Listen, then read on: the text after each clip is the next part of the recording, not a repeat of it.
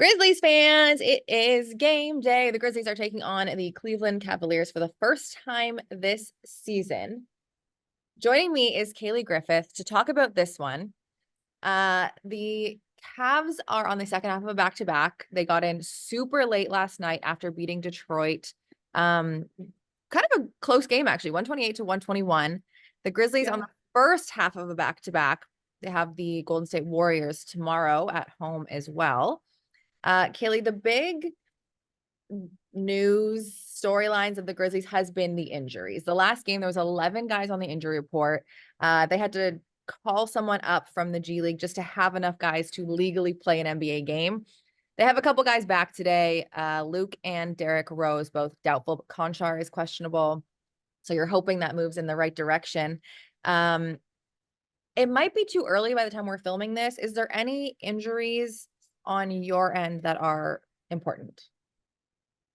So right now, the injury report has not come out for the Cavaliers. We are hoping to see a healthy team, and that has been something that the Cavs really haven't had for the last 19 games up until last night. Darius Garland made his return after fracturing his jaw. He missed the last 19 games, and Evan Mobley came back on Monday after missing 22 games after he had arthroscopic knee surgery. So the Cavaliers, fingers crossed, are healthy again here tonight, but we'll see. Jarrett Allen was questionable before last night's game. He ended up playing with an illness. So we're kind of monitoring that situation. They said after the game that he was really struggling, just not feeling well. So that's the one that we're looking at as a TBD. Let's talk about the Cavs though, because they have been playing really well. They're fourth in the East right now. I was looking at the points per game, right? The Grizzlies are bottom right now. Offensive rating is 30th in the league. The Cavs are about middle. And I was like, this is so interesting because what the Grizzlies hang their hat on is the defensive end. It's the hustle plays, it's defense. They're a top 10 defense. And then I look over at the Cavs and they're the third best defense in the league. What's been clicking for this team? It all starts on the defensive end. Just very similarly to the Grizzlies. The Cavaliers are a defensive-minded team. They were first in the NBA in defense a season ago, and that was really where we were unsure of where this team was going to be at the beginning of the year because the defense just wasn't clicking. Now, it's easy to forget that they did add a lot of new pieces. Max Strus is new to the starting lineup. George Niang coming off the bench. Sam Merrill, Craig Porter Jr., Tristan Thompson back. There's a lot of guys that were getting used to this system under JB Bickerstaff. So the defense really was taking a hit at the beginning of the year. When Darius Garland and Evan Mobley went out with injuries, the team had to completely shift their style of play. And that's when they really locked in on the defensive end. And since then, since those injuries, the Cavs are actually the first number one in defense in the entire NBA. So it has started with a buy-in on the defensive end, which has led to offensive success. They're also putting up a lot more threes, which just wasn't their style of play before the injuries. And now they've found this system that seems to be working. They're 16-4 in their last 20 games. So it's interesting because they are in a little bit of a weird position where now they're getting Evan Mobley and Darius Garland back, and the style they played before they went out looks a lot different than it does now. So Darius said post-game, hey, we are trying to assimilate to this new system, try to find our footing in what the Cavs have been doing so well. So we're expecting a few bumps in the road now as they try to get back into the mix. So the Grizzlies are catching the Cavaliers in a little bit of an interesting spot now because the team is starting to look fully healthy, but these two players who have been so important to this team for so long are trying to find their footing in what the Cavs have done so well. And when you talk about how the Cavs have changed, getting more threes up, hanging their hat on defense, the two guys that are back, Darius and Evan, what was it about how they play specifically that was so different? Obviously, Evan's not a three-point shooter. I understand that, but a really good defensive player. So like, what was it that like they're going to need to assimilate back in with? Yeah, it's been interesting because JB Bickerstaff has been saying, hey, this is going to be a little bit of a learning curve. Now, obviously, like you said, Evan Mobley's not known to be a three-point shooter. They're encouraging him if he has the look to shoot those threes.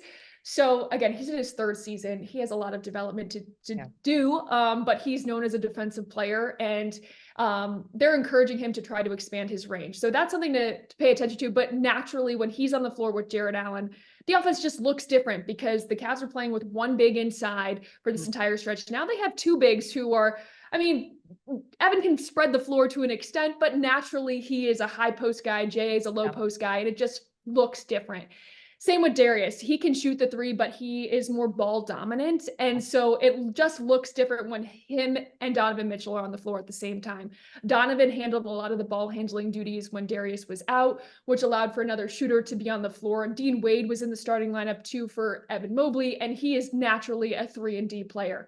So the rotations just look different, and the Cavaliers are fortunate to have depth, but they're trying to figure out what rotations work best.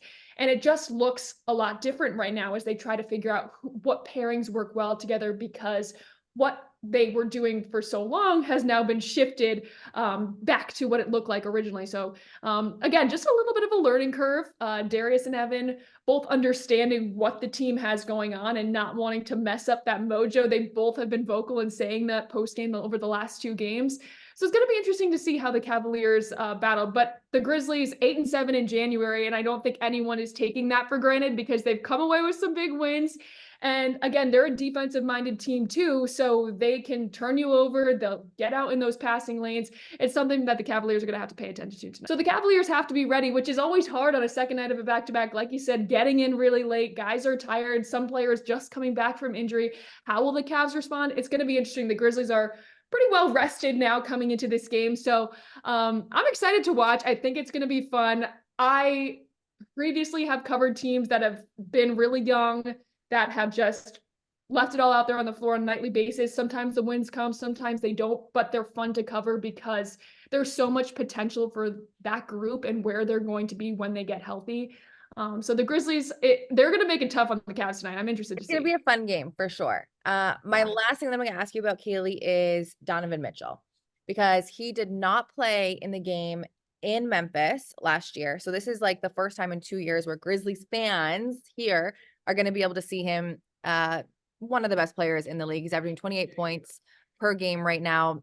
He played 35 minutes yesterday against Detroit, had 45 points. What can Grizzlies fans expect to see from this perennial all-star guy that they just haven't seen in so long? Well, we're going to just say, and this might be a little biased, but Donovan Mitchell should have been an all-star starter. I am just going to say it. He has the numbers all season long. Mhm. And since he was not named all-star starter, he has continued to put up monstrous numbers. Now tonight, we fully expect before the game that he will be named an all-star reserve. Mhm. He is third in the East in scoring. He's averaging career highs in rebounds and assists. He's first in the East, second in the NBA in steals. He has elevated his game to almost another level. Now, again, he had to become more of a distributor with Darius out, which led to those assist numbers skyrocketing over the last month and a half. But Donovan, he put up 20 of his 45 in the fourth quarter. He is one of those guys who, when you need him to score a bucket, he will go and get it. So hopefully that doesn't need to happen tonight, but Grizzlies fans can fully expect a guy who is going to put on a show. He continues to do that on a nightly basis. And we fully expect, like I said, for him to be named an all-star reserve here later tonight. All right. Well, hopefully by the time this comes out, that will be a reality. And I don't think anyone in the world is going to be surprised at that. Cayleigh, thank you so, so very much. I'm going to text you throughout the game, no matter what. So thank you for Yes. sharing this with our fans, but I will be talking to you later. So thank you. Seriously. Yes.